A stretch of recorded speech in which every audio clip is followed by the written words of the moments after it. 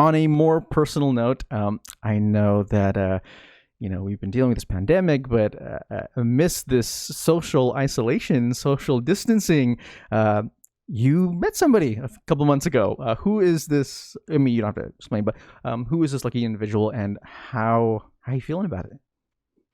Yeah, it's funny. I did not actually meet him a couple months ago. I just started dating him. So that's what's funny. I've actually known him for a really long time. Okay. So he's seen this whole like transformation. Yeah, but he is based in the Midwest, Hmm. in Chicago. So that's like very far away, particularly when you're not supposed to travel. Hmm.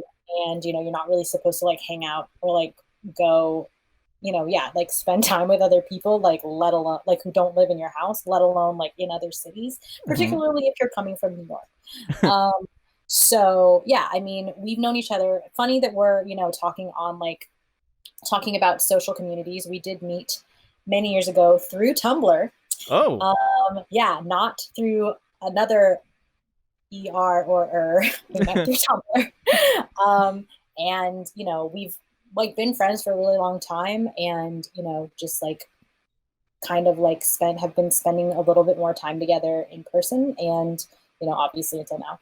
um and like it kind of clicked, and I mean, who knows like what the world is going to look like, but the best part of that is like having somebody who I can talk to about a lot of these things, and who encourages growth, and who also is in the process of growing himself. Hmm. He has to have hard conversations with his family too.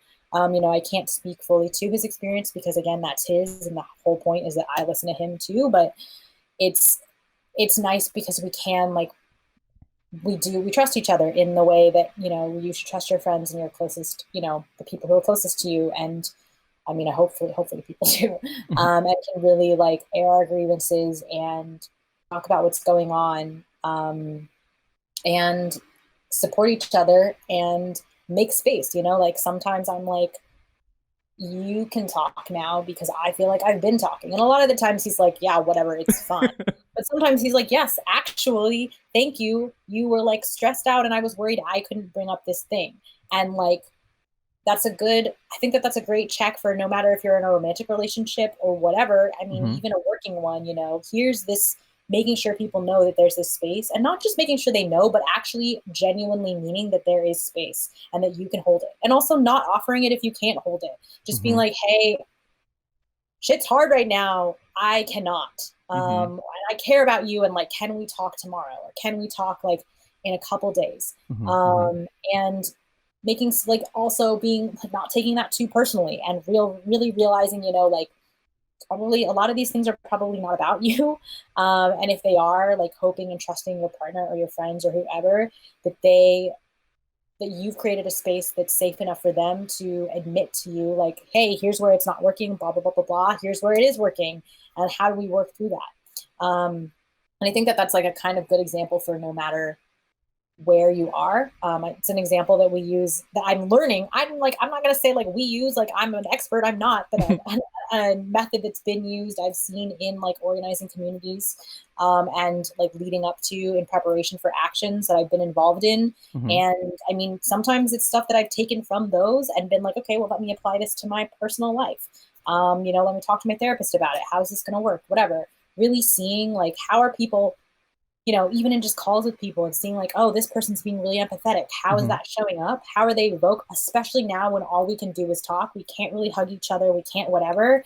We can go in the streets and be really angry. But what's wild is like I've gone and I've met with some of my friends and we're in the streets together and we're like yelling, and probably there's like COVID saliva somewhere, but we're still not hugging each other. Yeah. And that's not to say that you can't, but we're still in this weird like, how close can we get to each other? So right now, it's so important to build up that ability to like hear, what does empathy sound like? What are the words that people are using? What does the space look like? Are they using words? How, again, like always kind of being aware of, what the movement is or what it sounds like, particularly since so much of this is focused on remote connection, whether or not you're in a relationship.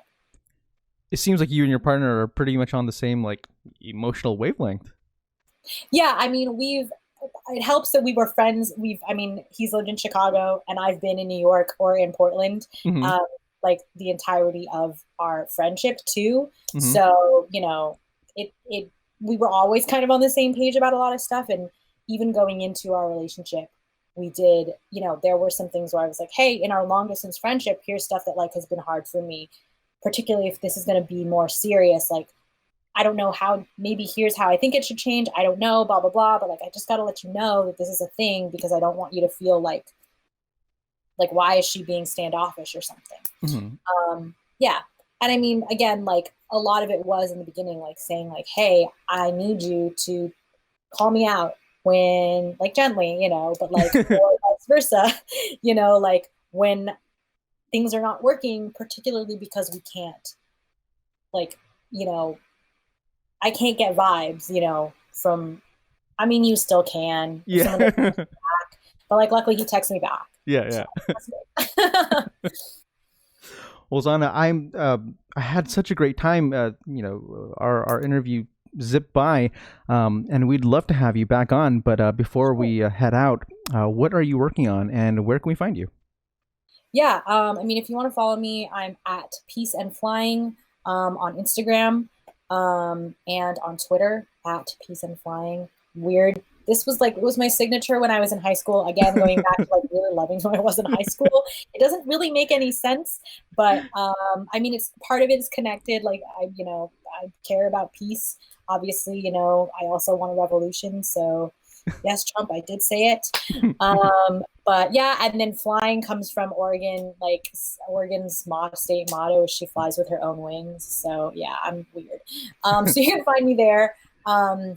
Yeah, what am I working on? I mean, I'm writing a couple screenplays right now. Again, that's like stuff that I'm doing on my own time. And then I'm also working with like a wonderful small production company out here in Brooklyn. Obviously, a lot of this stuff is like stuff that we're doing in post or you know, uh, we're like prepping for Hmm. because we're still trying to figure out what's going on with social distancing. And they do a lot of like doc stuff. But yeah, the screenplays are kind of, they run the gamut. One is actually like used to be a play that I wrote again in high school. Wow, Hmm. high school, what a time. I did not love high school, by the way, guys. I just loved who I was and the people that I met. High school was hard. I think it was hard for a lot of people.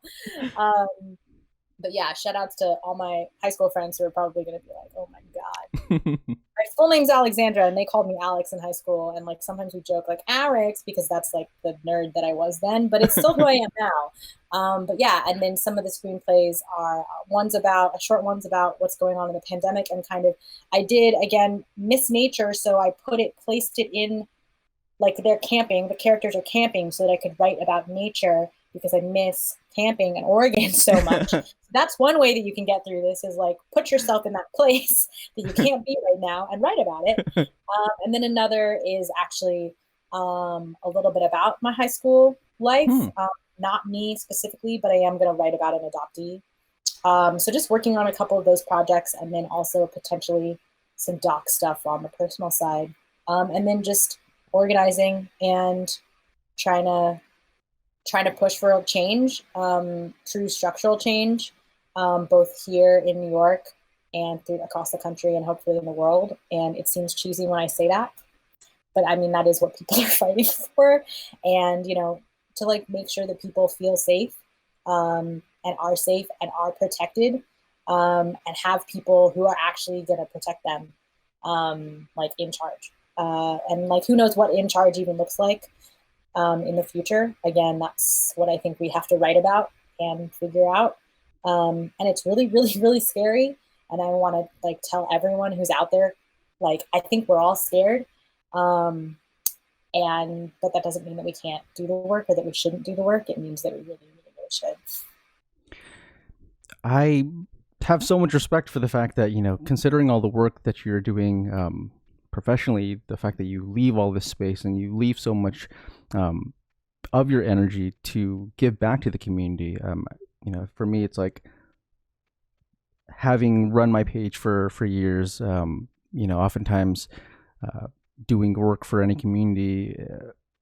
it's not something that you do because, oh, I feel like it's going to be advantageous to me, but you want to just create this environment so it's better for everybody else. And the fact that you're part of this movement is really important. I want everybody to, follow you and support you, and we'll definitely have you back on the show sometime. Cool. Awesome, Don. Thank you so much. We'll definitely keep in touch. Thank you. All right, take care. Bye.